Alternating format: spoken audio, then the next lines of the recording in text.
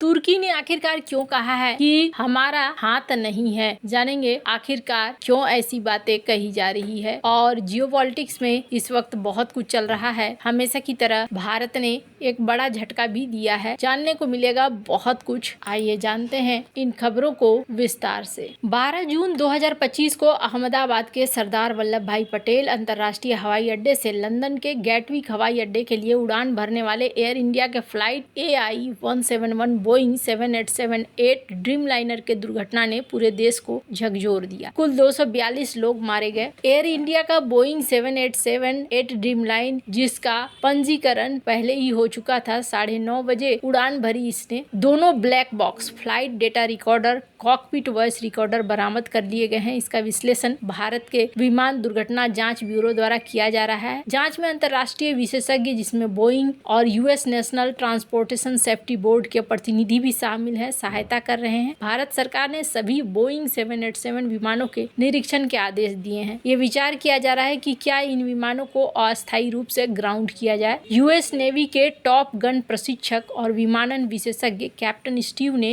एक इंटरव्यू में सुझाव दिया है कि दुर्घटना का कारण बोइंग 787 के इलेक्ट्रिक सिस्टम में खराबी हो सकती है, जिसके कारण रैम एयर टरबाइन तैनात हुआ है। रैट एक छोटा सा विंड टरबाइन होता है जो विमान के नीचे की निकलता है। कैप्टन स्टीव ने कहा है कि बोइंग 787 मोर इलेक्ट्रिक विमान है, जो पारंपरिक हाइड्रोलिक सिस्टम की तुलना में विद्युत प्रणालियों पर अधिक निर्भर करता है। यदि प्राथमिक और सहायक बिजली इकाइयों में विफलता होती है तो रैट स्वचालित रूप से तैनात हो जाता है। कुछ पायलटों ने CCTV फुटेज में विमान के नीचे एक छोटा धुंधला काला डब्बा देखा, जिसे वे रैट का तैनात होना मानते हैं। ये सुझाव देता है कि विमान में विद्युत प्रणाली की विफलता हो सकती है, जिसके कारण दोनों इंजनों की प्रतिक्रिया को प्रभावित हो गई। विमान ऊंचाई हासिल नहीं कर सका। खैर, अब यहाँ पर जांच की स्थिति बनती हुई है और एकमात्र बचा हुआ शख्स है, पर इन सब के बीच में तुर्की का नाम आने लगा। तुर्की के नाम आने के बाद तुर्की ने यहाँ पर अपने तरफ से क्लियर किया। तुर्की सरकार ने योग गुरु बाबा रामदेव के उस दावे को खारिज कर दिया, जिसमें उन्होंने कहा था कि 12 जून 2025 को अहमदाबाद के पास दुर्घटनाग्रस्त हुए एयर इंडिया के बोइंग 7878 ड्रीमलाइनर विमान के रख रखाव तुर्की की कंपनी तुर्किश टेक्निक ने की थी। तुर्की ने इसे झूठा और दुष्प्रचार करार देते हुए स्पष्ट किया कि तुर्किश टेक्निक ने कभी कोई भी एयर इंडिया के बोइंग 7878 विमान पर कोई रखरखाव कार्य नहीं किया है। उनके और एयर इंडिया के बीच साल 2024-25 में हुए समझौते केवल बोइंग 777 प्रकार के विमानों के लिए थे, न कि 7878 ड्रीमलाइनर के लिए। तुर्की ने ये भी कहा कि इस तरह के दावे भारत तुर्की संबंधों को नुकसान पहुंचाने, जनता की राय को प्रभावित करने की साजिश हो सकती है। एयर इंडिया का फ्लाइट AI-171 जो बोइंग 787 ड्रीमलाइनर था, 12 जून 2025 को अहमदाबाद के सरदार वल्लभ भाई पटेल अंतर्राष्ट्रीय हवाई अड्डे से लंदन के गैटविक हवाई अड्डे के लिए उड़ान भरने के बाद ही दुर्घटनाग्रस्त हो गया था। बाबा रामदेव ने एक साक्षात्कार में दावा किया कि दुर्घटनाग्रस्त विमान का रखरखाव तुर्की की एक एजेंसी के द्वारा किया गया। इसमें साजिश की संभावना हो सकती है। उन्होंने कहा कि मुझे पता चला है कि विमान का रखरखाव और सेवा एक तुर्की एजेंसी द्वारा की गई। भारत का विमानन क्षेत्र पर कड़ी नजर रखनी होगी। उस एजेंसी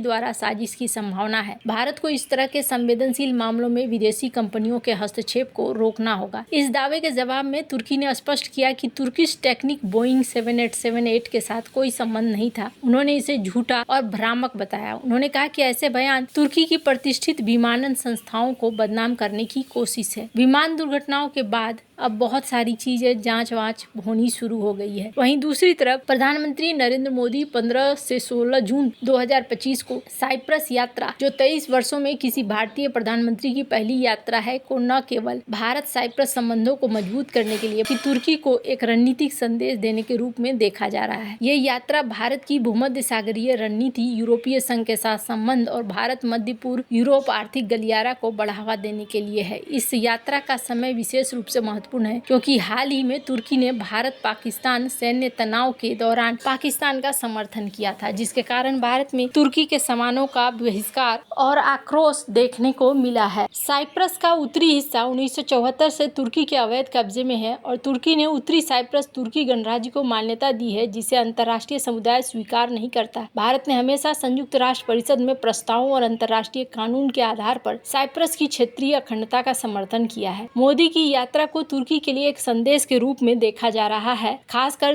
तब जब तुर्की ने हाल ही में ऑपरेशन सिंदूर के दौरान पाकिस्तान का समर्थन किया। यह यात्रा भारत की रणनीति को दिखलाता है, जो तुर्की के क्षेत्रीय प्रतिद्वंदियों जैसे साइप्रस, ग्रीस, आर्मेनिया, मिस्र के साथ संबंधों को मजबूत कर रही है। साइप्रस ने भारत के आतंकवाद विरोधी रुख का समर्थन लगातार किया है। अप्रैल 2022 में पहलगाम आतंकी हमले के बाद साइप्रस ने इसकी निंदा की और यूरोपीय संघ में पाकिस्तान द्वारा सीमा पार आतंकवाद का मुद्दा उठाने का वादा किया। ये भारत के लिए महत्वपूर्ण है क्योंकि तुर्की ने कश्मीर जैसे मुद्दों पर भारत के खिलाफ और पाकिस्तान के पक्ष में बयान दिए हैं। साइप्रस का समर्थन भारत को वैश्विक मंचों पर मजबूती देती है। साइप्रस पूर्वी भूमध्य सागर में अपनी रणनीतिक स्थिति के कारण आईमेक का एक महत्वपूर्ण हिस्सा है। आईमेक एक महत्वाकांक्षी परियोजना है जो भारत को मध्य पूर्व के रास्ते यूरोप से जोड़ेगी, जिसमें रेल, समुद्री और डिजिटल कनेक्टिविटी शामिल है। यह गलियारा भारत के व्यापार, ऊर्जा सुरक्षा और आपूर्ति श्रृंखला को मजबूत करेगा। साइप्रस की भूमिका इसे भारत के लिए एक महत्वपूर्ण साझेदार बनाती है। साइप्रस साल 2026 में यूरोपीय संघ परिषद की अध्यक्षता संभालेगा। मोदी की यात्रा भारत यूरोपीय संघ के बीच मुक्त व्यापार समझौते को 2025 के अंत तक पूरा करने की भारत की कोशिशों को समर्थन देती है। साइप्रस भारत के लिए यूरोपीय संघ में एक पुल के रूप में है। साइप्रस भारत में प्रत्यक्ष विदेशी निवेश का एक महत्वपूर्ण स्रोत है। दोनों देशों के बीच में डबल टैक्सेशन अवॉइडेंस समझौता है। साइप्रस का एडवांस वित्तीय सेवा क्षेत्र, अनुकूल कर व्यवस्था, शिपिंग उद्योग भारतीय कंपनियों के लिए यूरोप में एक आकर्षक केंद्र बनता है। ऊर्जा की बात करें तो साइप्रस पूर्वी भूमध्य सागर में प्राकृतिक गैस अन्वेषण में एक महत्वपूर्ण खिलाड़ी है, जो तुर्की के ड्रिलिंग गतिविधियों के कारण क्षेत्रीय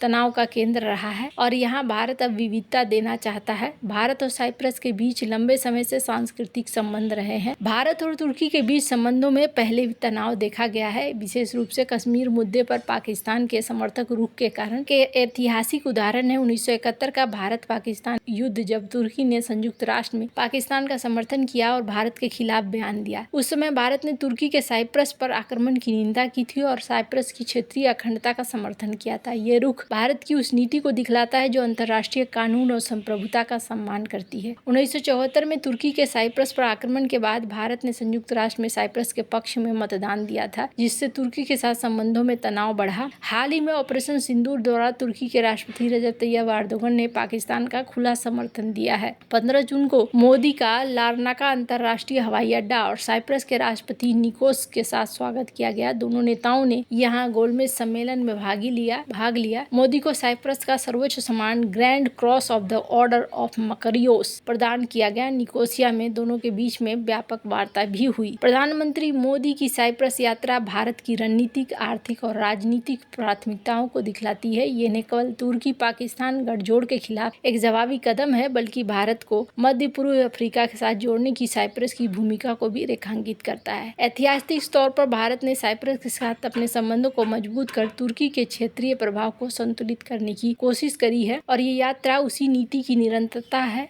आईमेक और यूरोपीय संघ के साथ गहरे सहयोग के माध्यम से भारत अपनी वैश्विक स्थिति को और मजबूत कर रहा है। वैसे आपको क्या लगता है, इन सब मामले में आपकी क्या राय है, कमेंट कर जरूर बताएं। जल्द मिलते हैं अगले वीडियो में नई खबर के साथ।